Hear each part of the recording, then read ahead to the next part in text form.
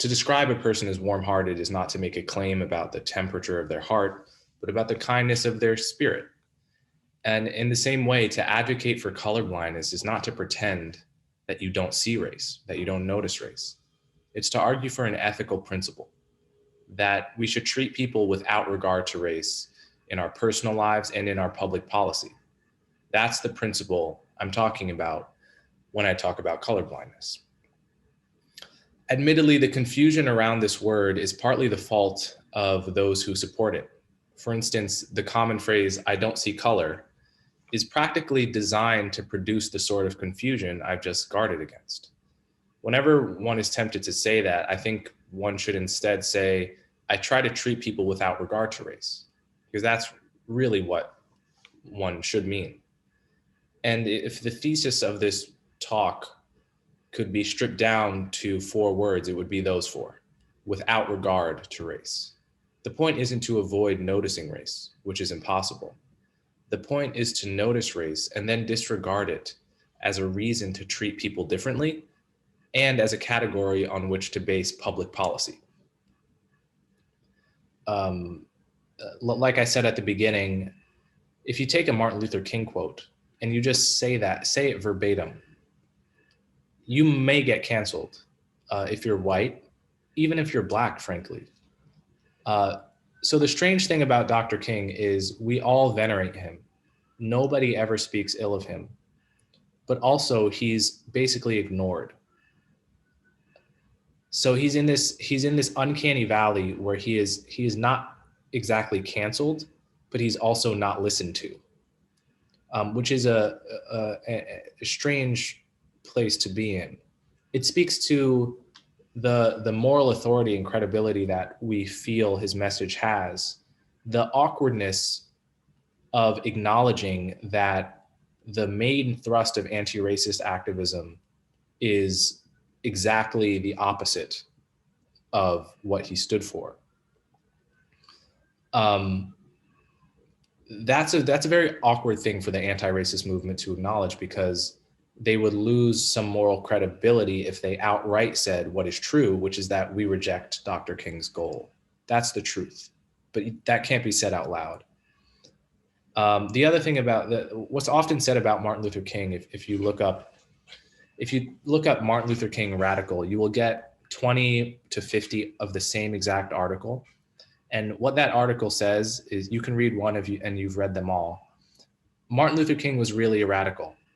And all of the centrists and conservatives claiming his message and claiming that BLM is perverting it, well, they haven't really read Dr. King, and they're quoting him out of context. And Martin Luther King really would have been for everything we're doing, making everything about race and reparations and affirmative action and so forth.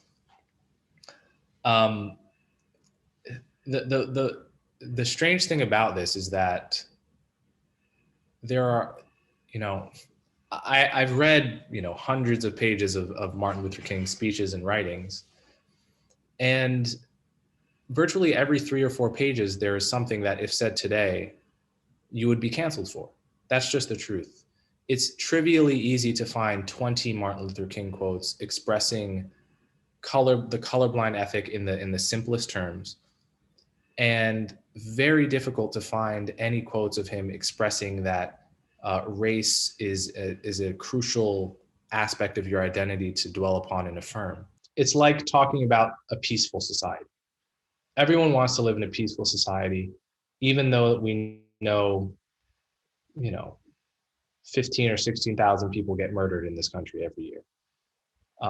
We don't have a peaceful society. We probably understand intuitively that we're never going to get to a perfectly peaceful society. Nevertheless, the notion of peace and safety acts as a North Star that helps us go in the right direction when we're at a crossroads.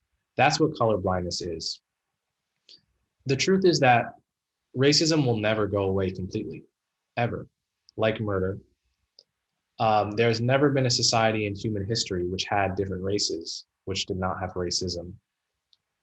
It seems like some level of bigotry and racial bias is allowed for by human nature to an extent That means even if we perfect the way we educate children, there are going to be some racists when they become adults. Some of them are going to turn out to be racists, just like some people turn out to be murderers.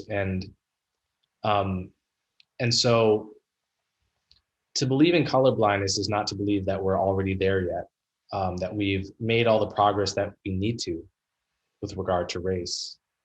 It's just an ongoing commitment uh, to venture towards this North Star of a society in which your race increasingly does not determine how you think, where you end up, who you can and can't associate with, where you can and can't live and feel comfortable.